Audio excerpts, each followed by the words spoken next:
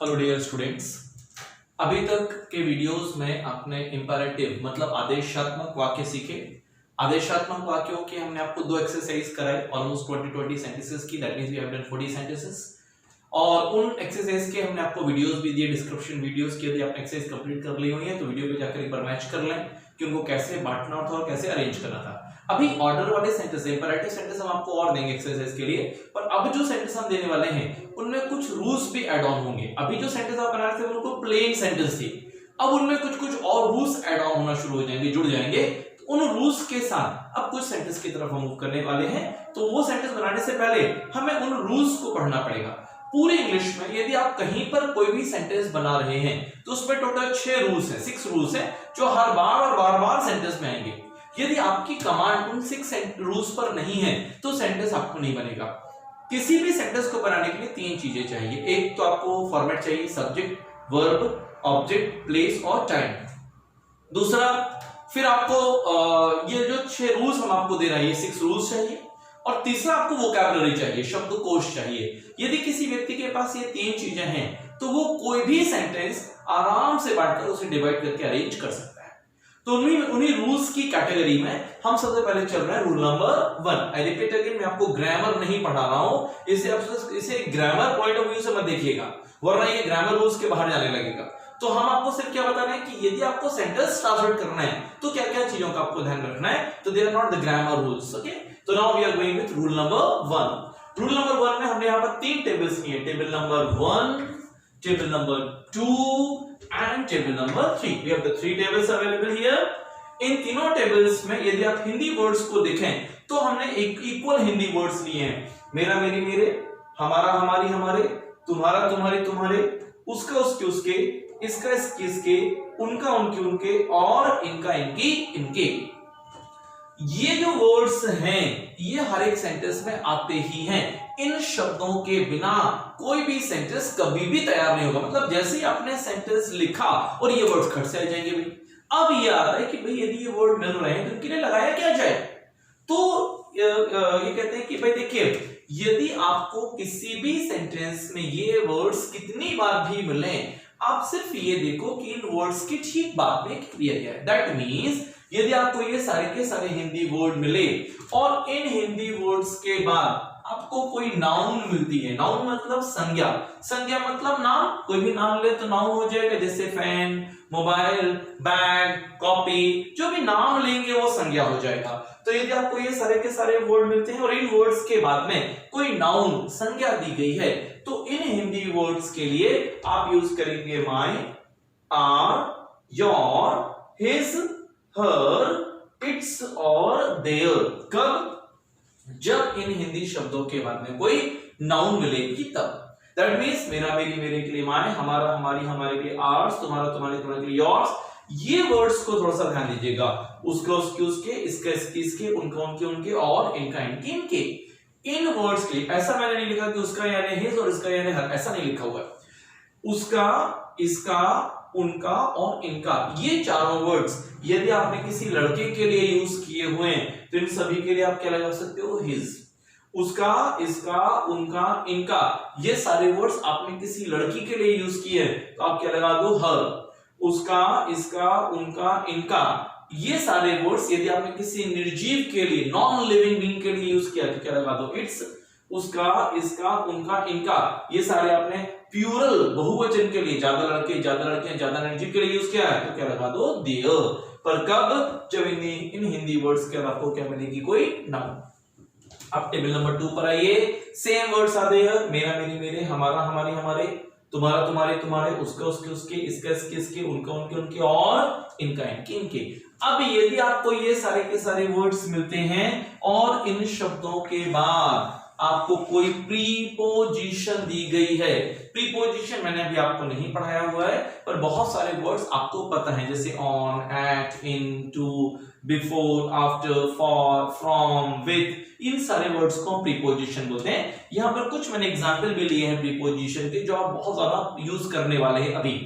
With यानी के साथ, फॉर के लिए, विदाउट के बिना, ड्यू टू और बिकॉज ऑफ के कारण, इन स्पाइट ऑफ, ये डेस्पाइट के बावजूद, बिफोर के पहले और आफ्टर के बाद।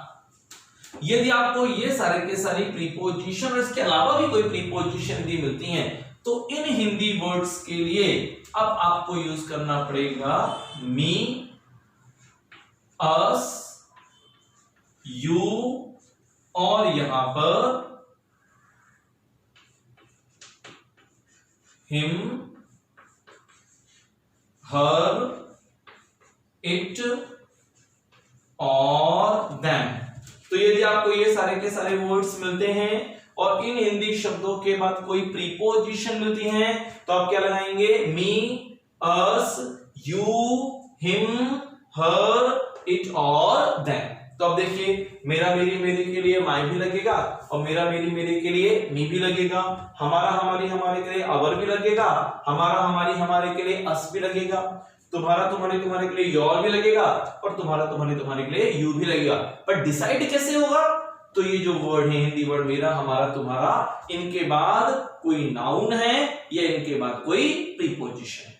अब टेबल नंबर 3 पर आइए। सेम वर्ड्स हैं, मेरा, हमारा, तुम्हारा, उसका, इसका, उनका और इनका। और इन वर्ड्स के बाद अब आपको कुछ भी नहीं दिया गया है, कुछ भी नहीं, मतलब ये क्रॉस मैंने लिया हुआ है। क्रॉस ये बताने के लिए कि इन शब्दों के कुछ भी नहीं आएगा। कुछ भी नहीं मतलब ना तो नाउन आएगी और ना ही प्रीपोजिशन आएगी। इन शब्दों पर आप वाक्य को खत्म कर देंगे, फुल स्टॉप। तो फिर इन शब्दों के लिए अब आपको यूज करना पड़ेगा mine, ours, yours, his, hers, its और देयर्स। कब? जब कुछ ना दिया गया, मतलब मेरा मेरी मेरी मतलब माय, मेरा मेरी मेरी मतलब मी, मेरा मेरी मेरी मतलब माइन, हमारा हमारी हमारे मतलब अवर, हमारा हमारी हमारे मतलब अस, हमारा हमारे हमारे मतलब अवर्स। पर प्लान कैसे होगा? इन हिंदी शब्दों के बाद नाउन दी गई है, प्रीपोजिशन दी गई है या कुछ भी नहीं दिया गया है। यहां पर मैंने 2 एग्जांपल लिए, ये सेंटेंस नहीं है, ये इसी सेंटेंस के 3 अलग अलग मैंने टुकड़े लिए हुए। जैसे मेरा घर, मेरे कारण और मेरा है, ये वाक्य नहीं है, 3 अलग टुकड़े हैं। अब यहां पर देखिए, मेरा मेरी मेरे के बाद आपने क्या लिखा हुआ है? घर। घर मतलब एक नाउन हो जाएगी। मेरा मेरी मेरे के बाद चूंकि कोई नाउन दी गई है तो मेरा मेरी मेरे के लिए आप क्या लगा देंगे? माय। तो मेरा घर के लिए क्या हो जाएगा? My house. फिर आपने कहा मेरे कारण, अब क्या मिल गया? के कारण। हम पहले भी डिस्कस कर चुके हैं, हिंदी में शब्द पहले और प्रीपोजिशन बाद में, पर इंग्लिश में प्रीपोजिशंस पहले और शब्द बाद में। तो मेरे कारण, तो के कारण के लिए आपको क्या लगाना पड़ेगा? Due to. 2 शब्द है आपके पास, ड्यू टू या बिकॉज ऑफ, कोई भी एक लगा दें। तो आपने लगा दिया ड्यू टू, और मेरा मेरी मेरे के लिए अब माय नहीं होगा, अब क्या हो जाएगा? मी। तो ड्यू टू मी या बिकॉज ऑफ मी। फिर आपने कहा मेरा है, अब इस मेरा मेरी मेरे के बाद आपने कुछ भी नहीं लगाया, तो मेरा मेरी मेरे पर आपने वाक्य को खत्म कर दिया हुआ है। तो इस मेरा मेरी मेरे के लिए अब आपको लगाना पड़ जाएगा माइन। अभी हम है को लेकर कोई डिस्कशन नहीं करें, जब आगे हम आपको वर्ब पढ़ाएंगे, बी वर्ब, पॉजेसिव वर्ब, तो उधर अपन देखेंगे कि है के लिए कौन सा इंग्लिश वर्ड आपको यूज करना है। जैसे तुम्हारी बुक, तुम्हारे लिए तुम्हारी थी।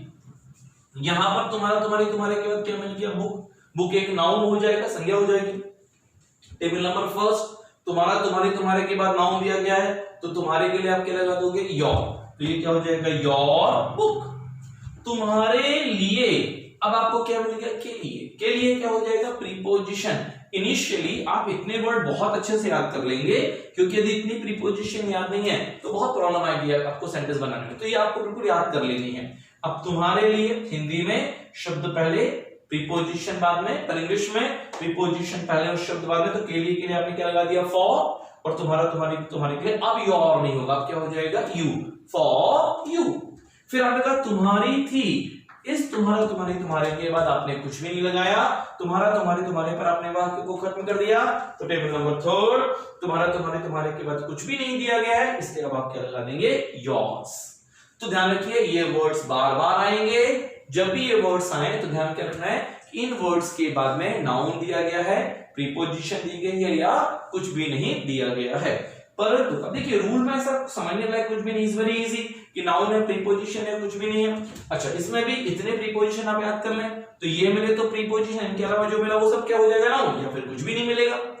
मेन थिंग आपको क्या याद करनी है, ये English words my our your his her their, me us you him her them, mine ours yours, ये इंग्लिश वर्ड आपको याद हो, वरना रूल तो समझ में जाएगा पर इंग्लिश वर्ड यदि याद नहीं है तो आप बराबर उसे यूज नहीं कर पाएंगे। तो this is the first rule we have discussed about the sentence. अब जब सेंटेंस बनाएंगे उसमें ये रूल्स बार बार आएंगे, इनमें हम बार बार चर्चा करना शुरू करेंगे। Thank you.